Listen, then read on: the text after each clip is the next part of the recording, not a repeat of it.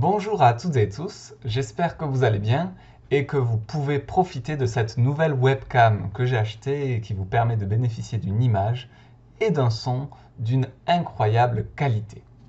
Alors, aujourd'hui nous allons terminer ce chapitre qui est consacré finalement aux chrétiens dans l'Empire romain. Nous avions vu dans un premier temps quelle était la vie de Jésus, comment cette religion s'était diffusée ensuite à travers la figure de deux apôtres qui étaient Pierre et Paul.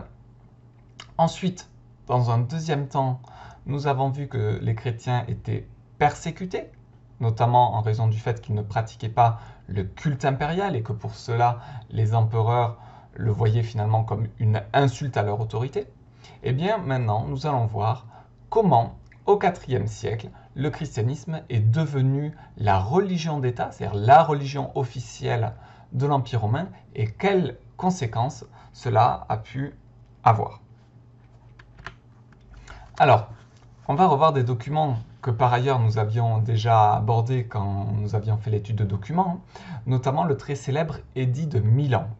Vous vous souvenez, c'était l'empereur Constantin. Ici, dans le texte, il dit « moi, Constantin Auguste ». Auguste, en fait, c'est une façon de dire l'empereur, en référence à Auguste, le premier empereur.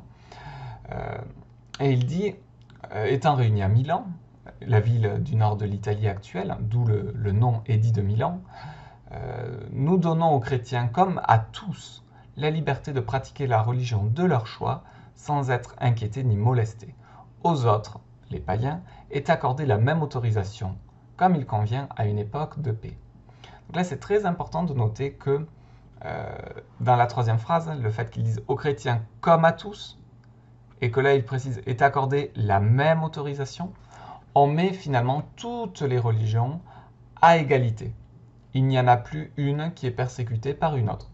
Le christianisme ou le polythéisme, que les chrétiens appellent les païens, en fait les païens ce sont les polythéistes, ceux qui croient en Jupiter, Mercure, Mars, etc.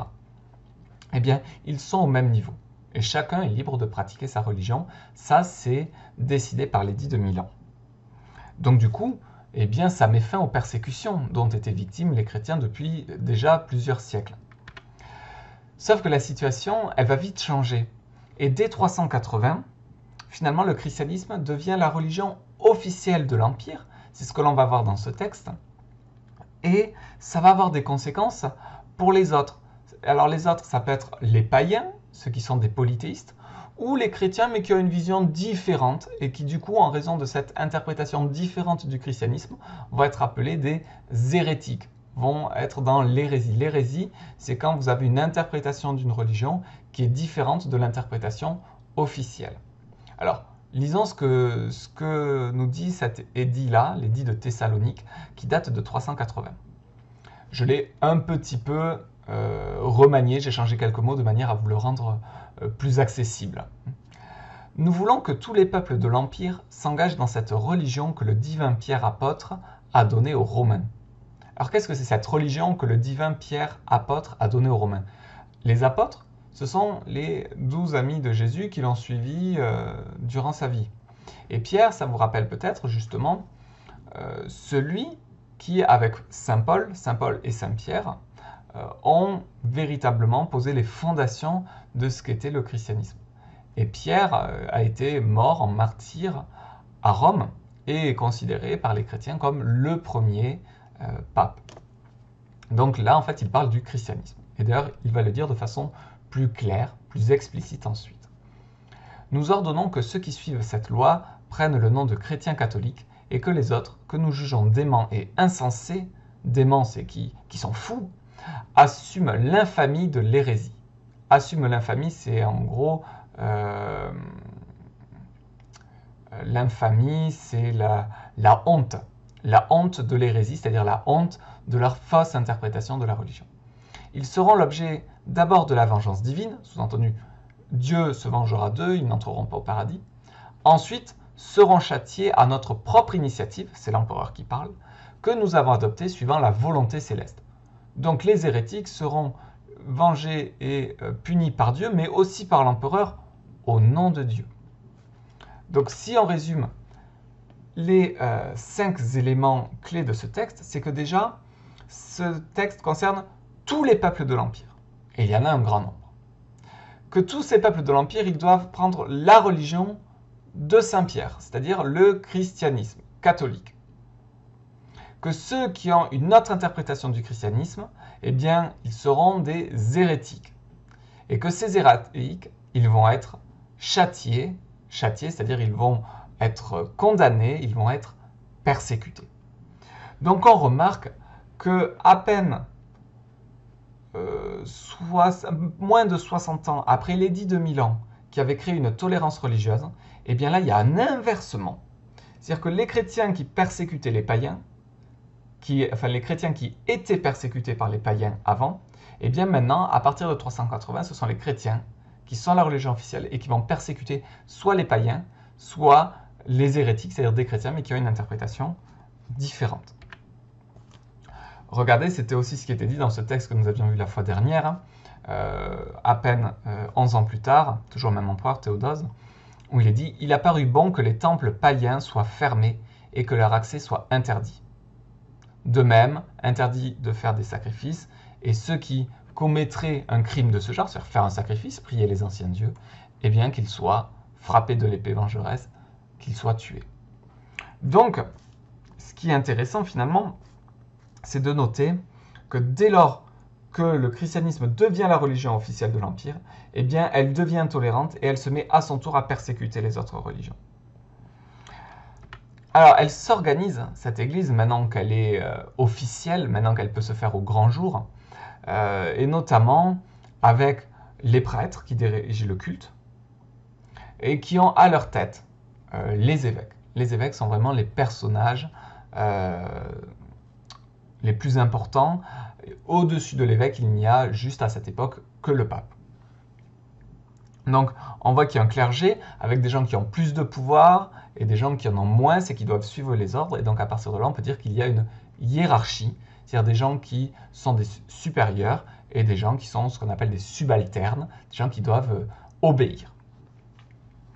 Donc voilà, une hiérarchie encadre les fidèles avec à son sommet le pape, puis les évêques, puis les prêtres, puis les diacres et enfin les croyants qui prennent le nom de chrétiens. Alors, il faut bien réaliser que si on lit le Nouveau Testament dans la Bible, Jésus laisse entendre qu'il reviendra sur terre très bientôt. Et donc du coup, au 1er siècle, beaucoup de chrétiens sont convaincus que la fin du monde, ce qu'on appelle l'apocalypse, alors l'apocalypse, ce n'est pas l'effondrement horrible, l'apocalypse, c'est un mot grec qui signifie le dévoilement, la révélation. Donc ils sont convaincus que cette révélation, cette fin des temps où Dieu reviendra sur terre et choisira ceux qui pourront monter au paradis avec lui, eh bien elle est pour très bientôt. Et donc de manière à avoir la vie qui soit la plus proche finalement de celle de Jésus, eh bien de nombreux chrétiens vont se couper du monde.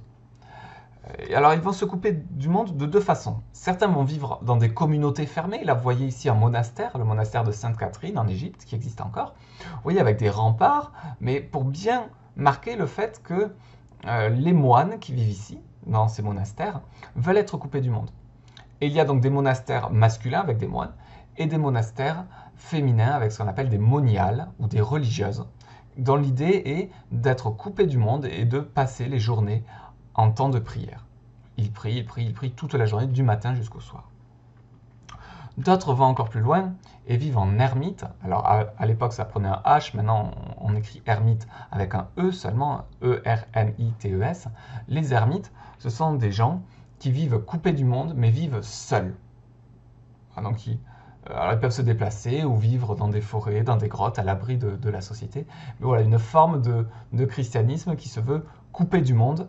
Et vous verrez l'année prochaine, en 5e, on appelle ces chrétiens qui vivent coupés du monde le clergé régulier, parce qu'il suit une règle. Donc, si on met tout ça sur une frise chronologique, eh bien on peut voir que Jésus a vécu de moins 5 à 30 après Jésus-Christ, qu'aussitôt les chrétiens ont été persécutés jusqu'en 313, avec de nombreux martyrs comme Saint Saturnin à Toulouse ou Sainte Blandine à Lyon. À partir de 313 et de l'édit de Milan, eh bien, le christianisme est toléré. Et puis après 380, le christianisme devient une religion officielle et c'est au contraire les religions païennes qui se retrouvent persécutées. Et ça, c'est intéressant parce que ça permet plus largement de voir qu'il n'y a pas de religion gentille ou méchante. Toutes les religions, le christianisme, l'islam, le judaïsme, le bouddhisme, l'hindouisme, appellent au partage, à la paix, à la tolérance, etc. Donc il est complètement faux de dire qu'une religion appelle à la violence. Ça, c'est faux. Par contre, il arrive parfois que le pouvoir politique décide qu'il ne doit y avoir dans un État qu'une seule religion. Auquel cas, ça devient une religion officielle. Et généralement, quand il y a une religion officielle, eh bien, toutes les autres religions qui sont différentes de la religion officielle se retrouvent persécutées. Pour des raisons peut-être religieuses, mais surtout pour des raisons politiques. Puisque le chef politique a une religion, il veut que tout son peuple ait la même religion.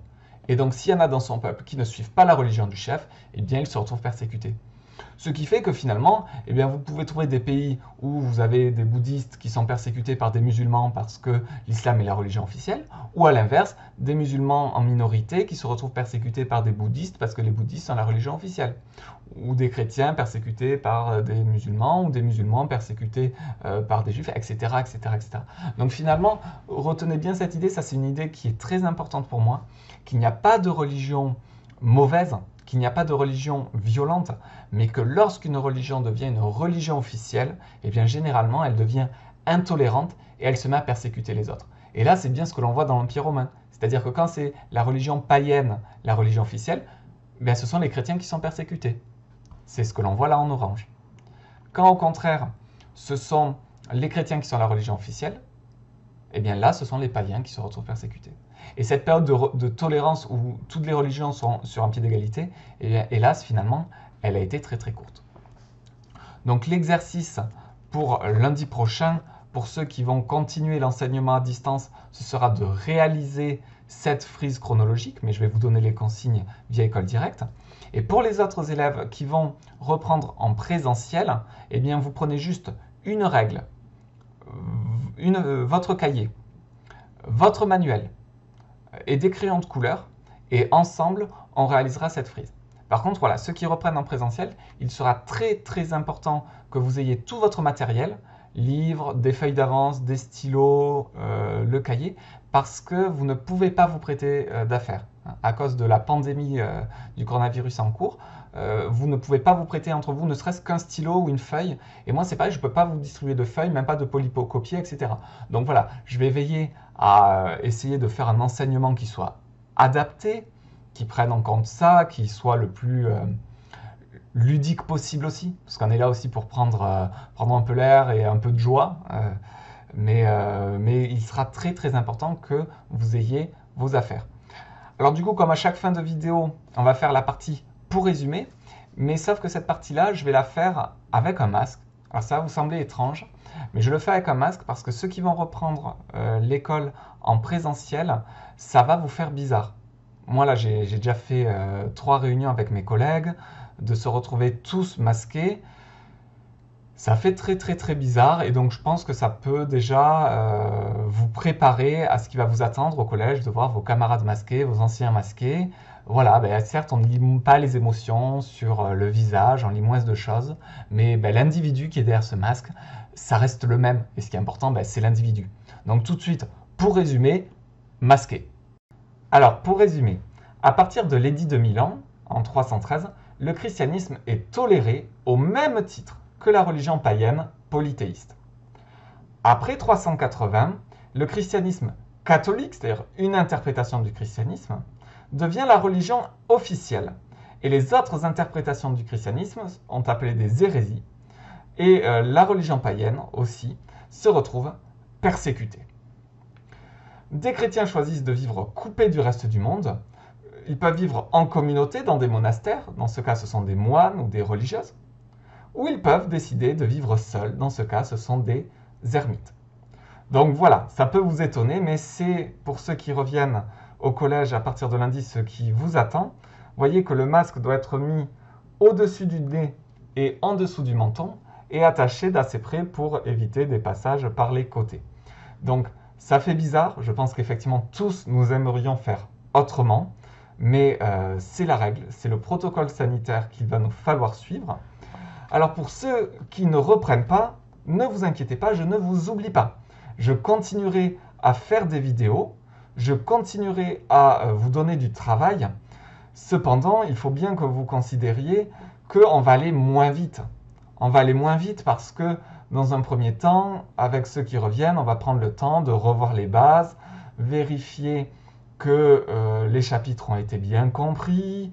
Voilà, on va prendre notre temps. De toute façon, il nous reste à peine 3 chapitres à faire d'ici la fin de l'année. Et ce sont des petits chapitres. Donc en plus, nous, on a de la chance, on avait un peu d'avance sur le programme. Donc le programme sera terminé. Et de toute façon, ce n'est même pas une obligation de le terminer. Mais nous, on le terminera de toute façon. Mais on va le terminer tranquillement, en prenant son temps. Donc voilà, il y aura du travail qui continuera à être posté. Il y aura des vidéos qui continueront à être mises en ligne. Mais le rythme va probablement se calmer. Sur ce, prenez soin de vous. À bientôt pour ceux que je revois la semaine prochaine. Et pour les autres, voilà, soyez assurés que je ne vous oublie pas. Je pense fort à vous. J'espère très très très sincèrement que vous allez bien. Et de toute façon, on finira bien par tous se revoir dans un contexte que j'espère le plus normal et le plus rapidement possible. Mais voilà, la situation dans laquelle nous sommes va être encore amenée à durer pendant quelques mois au moins. Et du coup, eh bien, à nous de nous réinventer, de réinventer nos relations, comment arriver à échanger, à rire, à vivre quoi, avec ces masques qui font quand même un petit peu bizarre. Allez, sur ce, à bientôt et prenez soin de vous.